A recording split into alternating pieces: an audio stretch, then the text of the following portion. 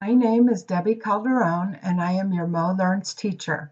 Some goals for this meet and greet are for you to get to know me a little bit better. So there's my picture. That's what I look like. Just a couple of things about me. I have been a high school equivalency teacher for 15 years, and I have been in this job with MOLearns for almost 3 years now. Some other goals for this meet and greet: you can find out what happens after you complete orientation. You'll get to know the program expectations and requirements. You'll learn about helpful social media connections, and you won't be able to ask questions because this is a video. The first thing I'd like to go over is my schedule. I do work Monday through Friday, every day except for Tuesday. So Monday, Wednesday, Thursday, and Friday, I work from 7 a.m. to 3:30 p.m. And on Tuesdays, I have a split day to be able to do one of these sessions in the evening. So I work 7 a.m. to noon and 5 p.m. to 8 p.m. I do not work on Saturday or Sunday. So if you email me during the day on Monday through Friday, I'll get back to you that day. If you email me in the evening on Monday through Thursday, I'll get back to you the next day. And if you email me Friday afternoon or over the weekend, I'll get back to you on Monday. This is some important information. You can take a picture of it with your phone and then later write it down in your notebook. If you don't have a notebook, I do suggest that you get one to do your practice exercises in and write down any important information and keep it all in one place. You have my email address, the office phone number for technical help, and if you ever unexpectedly can't reach me is here. Please do leave a message if you do call that number. Our classroom website, MOLearns.com, is where you go and click on the orange arrow to enter Canvas. If our MOLearns website would ever be down, there's direct access to Canvas at molearns.instructure.com. This should look familiar to you. This is our Zone 3 orientation classroom. I will be taking you out of there soon, so I will talk about some of the other classrooms that I will put you in here in a minute. I would like to talk about a few of the things available in Canvas. You do have at the top on the left-hand side your account. You can go there and go to settings and check and make sure your email address is correct, or you can log out here. Also, if you enter a classroom and want to return to the dashboard and see all of your classrooms, you click on Dashboard. There is a calendar feature in Canvas. You can use it for whatever you want, and Canvas will remind you of that. I do suggest that maybe you put your next post-test date in 2 months on there, and Canvas will remind you of that. We do not use the inbox feature in Canvas for communication. You will get the most prompt response from me by emailing me. Once you have completed the orientation, I will be putting you into 3 classrooms. If you are working in Play-Doh, I will put you into these 3. I'll put you into the extra credit classroom. In the extra credit classroom, there is a lesson that's reading on the topic and answering questions. They are optional. That's why it's called extra credit. There is one in there each week, and a new one is put up usually on Friday. Each one that you do, you get 1 hour time credit. I will also put you into the Zone 3 homeroom. I'll talk about a couple of things we do in there in just a minute. If you're working in Play-Doh, I'll put you into the Play-Doh classroom. If you will be working in Canvas, I will put you into our math classroom. Once I put you into the Zone 3 homeroom, there's 2 places where you can see announcements. At the top, under Recent Announcements, you can see the last 2 announcements I've put in. And then under the blackboard where it says click here to read all announcements, you can see all the announcements I put in. I do have 3 permanent announcements. So once I put you into this classroom, I suggest that you go look at them. Another thing that I'm doing in the Zone 3 homeroom is that I hold open office on Wednesdays at 1 p.m. This is held in conferences in the Zone 3 homeroom. and I will cover a short lesson on a topic that I think is important for all students. Anyone is invited to come, and then I will hold a time afterwards for questions on the lesson and just general questions. Once you complete this video, I will be sending your next lessons. So these will be in the subjects that you will be required to post-test in 2 months. If you are working in Canvas, I'll send you a set of assignments that are meant to be completed in 1 week. Please send me an email and let me know the score on each quiz that you take in Canvas. And make sure to include the name of the quiz and how many answers you got correct. If you are working in Play-Doh, please send me an email each time you study and let me know the last lesson you completed. I do put most of my students into Admin and Play-Doh to start off with, just because there are things that our Canvas lessons I feel like don't cover quite well enough. So if I put you into Admin and Play-Doh, it will be to cover concepts in reading, math, or language that you may need to review or learn before working in the more difficult Canvas program. And it will help prepare you for the more difficult Canvas assignment. To access Play-Doh, you will log on to Canvas and then click on the Play-Doh homepage.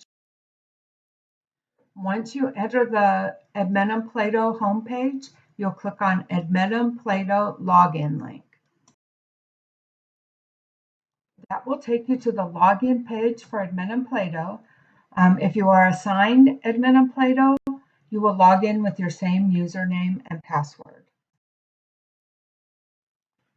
If you will be working in Canvas, I will put you into the MOLearns Canvas math course. To begin to work on lessons in Canvas, you click on modules on the left, and then you start with the first lesson that I give you. Everything is in order, and I usually start with basic math. So you would start at the top and work through all of the pages in the lesson. Once you finish this lesson, I suggest that you minimize it. The way that you minimize it is to click on the black down arrow next to the title of the name. If you notice this on this slide, you can see all of the pages for basic math. And I'll show you on the next slide what it looks like once you minimize it. If you notice on this slide, it shows the title to basic math, but it doesn't show all of the lesson pages.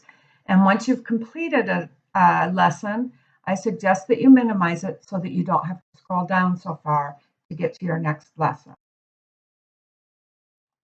For each lesson that I assign, you have to start at the top of the list and make sure that each page then has a green check mark next to it as you go through all of the pages.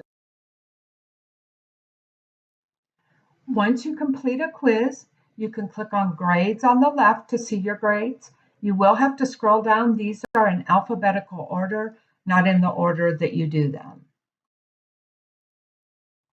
All assignments will come from me in the form of an email. Please follow all instructions I send you step by step. If you don't want to have to print and keep the assignment emails that I send you, I suggest that you make a folder in your email to save them and possibly name it assignments. If you use Gmail, these are instructions on how to create a folder and save an email in that folder in Gmail.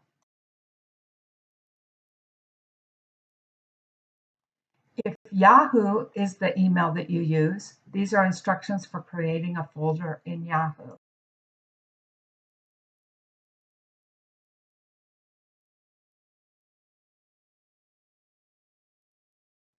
We do have 3 state requirements. The first is that you communicate with me by email at least once a week. I do like for that to be more often because I found that students that are in closest email contact with me are the ones that do the best on their lessons because they're following my learning plan and getting feedback from me. The second requirement is that you finish your weekly assignments. If you're working in Canvas, that will be the set of assignments that I send you that are worth 5 hours. If you're working in Play-Doh, it will be 5 hours of study time. And then you need to post-test every 60 days. These last two go hand in hand. When you're getting your 5 hours of study time each week, you'll have 20 hours in a month, and you'll have 40 hours in the 2 months when it's time for you to go post-test. This is important because you are required to have 40 hours of study time before you can go post-test. What happens if you can't meet the state requirements? Contact me immediately if there is a problem such as illness or some other emergency. You will be removed from the class if you cannot meet the requirements, and you can be removed without prior warning if you have not contacted me during this time. Communication is key in all of this, so keep me updated on what is going on. If you do get removed, it's not the end of the road. You can request to be re-enrolled after a 1 month waiting period. I do have to get permission from my supervisor for that. If you do let me know that you're having some issue, I will probably suggest that you take a break. The advantage to taking a break is that there's not that 1 month waiting period to request to re-enroll. So the example that I like to give is, say you find out you're going to have to move and you're going to need time to get everything packed up, to get it moved to your new place and get everything set up. And then because moving is pretty expensive, it's probably going to take you a while to get your internet turned back on.